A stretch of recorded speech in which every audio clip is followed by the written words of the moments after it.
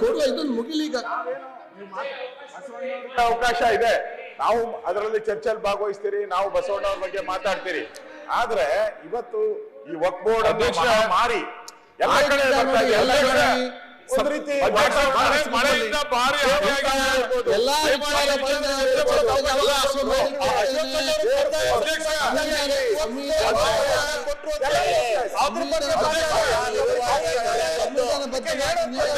ಚರ್ಚೆ ಕೊಡ್ತೇವೆ ಅದಕ್ಕೆ ನಾನು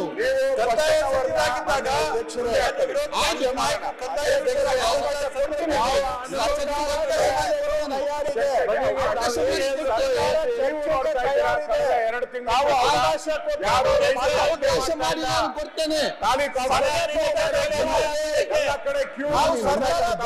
ಚರ್ಚೆ ಮಾಡಲಿಕ್ಕೆ